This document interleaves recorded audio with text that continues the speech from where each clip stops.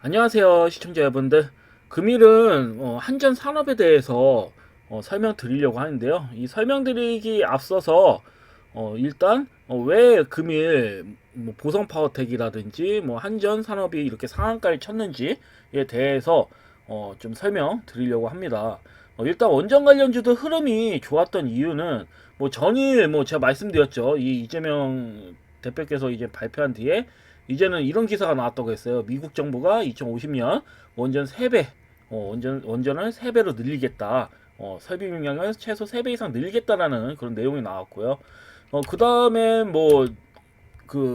금일 같은 경우도 이런 내용이 나왔었어요. 특히 이젠 체코, 그다음에 아랍 에미리트 이런 그 수주 내용이 나왔습니다. 이런 추가 수주 내용이 나오면서 이젠 그러한 좀 기대감이 있는 거죠. 어째 보면은.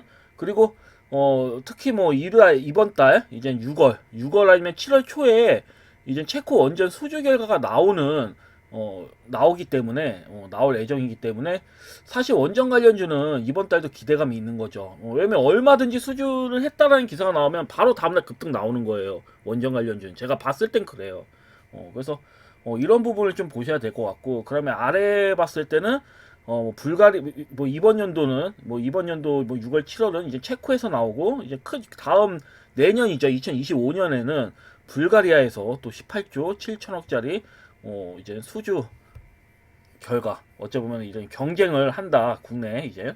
그래서 이런 이제 우리나라의 이제 원전 수출이 확실하게 나오는 건, 결과가 이렇게 확실하게 나오는 건 아니지만 일단은 이젠 우리나라 이제 국내 원전 기술이 최고잖아요, 세계에서. 그런 만큼 많은 전 세계적인 국가들이 국내 이젠 기업들에 대해서 러브콜을 보내지 않을까, 저는 이렇게 좀 보고 있습니다. 그리고 여기 앞서서 이런 내용들도 나왔어요. 독일, 일본도 원전 유턴, 대형 원전 없이는 전력 수요 못 당해. 이런 내용들이 이렇게 좀 나오고 있고요. 왜냐면 일리엄 메구드 경제협력 개발기구, 원자력 기구 사무총장이 금일 그런 얘기를 했어요. 10년 전만 해도 OECD 주요 국가들이 전력 수요 증가율이 1% 미만이었는데 최근에는 여러 가지가 있잖아요. 다 전력을 이용하잖아요.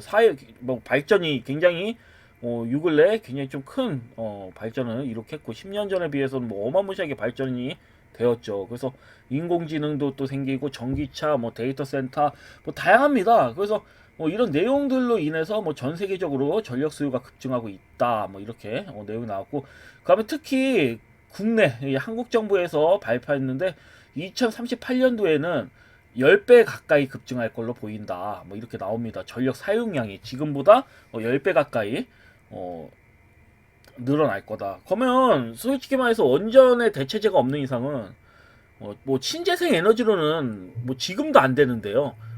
그때 가서도 또 되겠습니까? 2038년이면 앞으로 한 4년 뒤인데 그때도 감당이 되겠습니까? 안 된다. 그래서 이렇게 내용이 나오고, 최근에 불거진 지정학교 리스크에 네덜란드, 벨기에, 스웨덴 같은 그 국가들도 탈원전에서 친원전으로 전환하고 있다. 이런 내용들이 나옵니다. 그래서 원전이 좋아서가 아니라 원전을 사용했을 때 탄소 중립이라는 목표가 더 저렴한 비용으로 도달할 수 있다는 점을 높게 평가한 것이 이런 내용이 나오는데, 확실한 거는 신재생 에너지보다는 원전 사용에 이젠 탈원전에서 친원전으로 바뀌었다는 게 중요한 거죠. 앞으로 원전에 대한 이런 관심도가 더 높아질 거다. 앞으로는 원전 사용을 하는 국가들이 점점 많아질 거다. 이런 내용입니다. 그래서 이러한 내용들이 일단 이렇게 나왔고요. 그리고 아까도 설명드렸지만 이렇게 5월 27일 날 이렇게 기사가 나왔는데, 또 재탕해가지고 또 기사가 이렇게 나오면서 금일 원전 관련주들이 아침 장 초반에도 잘 방어해주다가 도중에 또 흔들게 들어가다가 다시 장마판에 또 수급이 세게 들어오면서 좋은 흐름으로 금일 시장 흐름은 별로 좋지가 않았어요.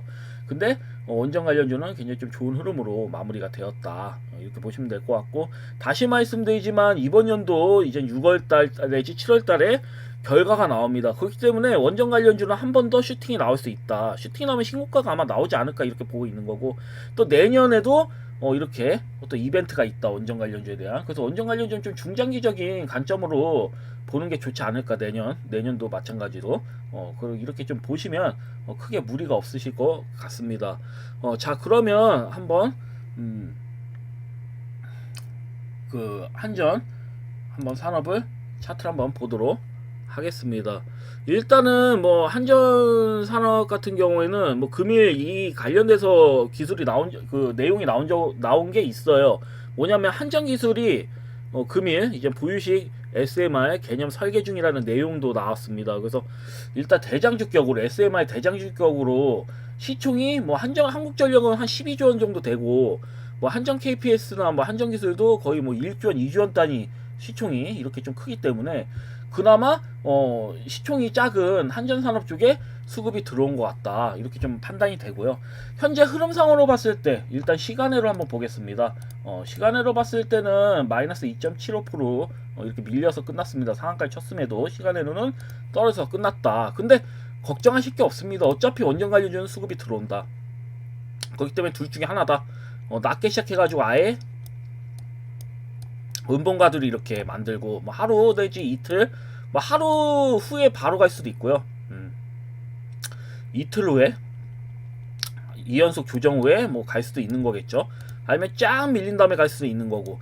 근데 보통은 이렇게 밀리면서 시작하다가 장중에 보통은 한 80% 정도는 당일 급등이 나옵니다. 이렇게 뭐 밀리는 척 하면서 밑꼬리 길게 해가지고 전고점 돌파가 좀 나온다. 저 이렇게 좀 보고 있기 때문에 얼마까지 나오냐? 그러면 저는 한 14,500원부터 14,500원 내지 한 15,000원 부분까지도 가능하다고 보고 있긴 한데, 일단은 14,500원 정도는 도달을 하는 게 맞지 않을까, 저 이렇게 보고 있습니다. 차트 베이스상 이렇게 이 정도 흐름은 좀 나오지 않을까. 왜냐면 일단은 앞전 고점은 넘긴다고 보셔야 되는 거고요. 왜냐면 수급이 워낙 강하게 돌았잖아요. 강하게 매집봉 들어오고 바로 어이없이 밀렸거든요. 어이없이 쭉쭉 밀렸어요. 근데 이때는 아무래도 정유주들이 수급이 이렇게 좀 강하게 들어와가지고 포항 앞바다에 그 자원이 풍부하게 발견됐다고 해가지고 석유하고 가스가 발견됐다 해서 그런 종목들에 이제 집중이 되다 보니까 원전 관련주들이 좀 외면을 받긴 했습니다.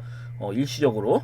그런 다음에 이제 그 정유주 가스 관련주들이 소화 과정을 이제 또 거치고 있으니 이제 반대로 원전 쪽으로 또 관심이 돌려지면서, 왜냐면 원전주들이, 그러니까 그 이재명 대표 발언 이후로 호재가 연속적으로 나왔어요. 주말에도 그렇고 금일도 그렇고.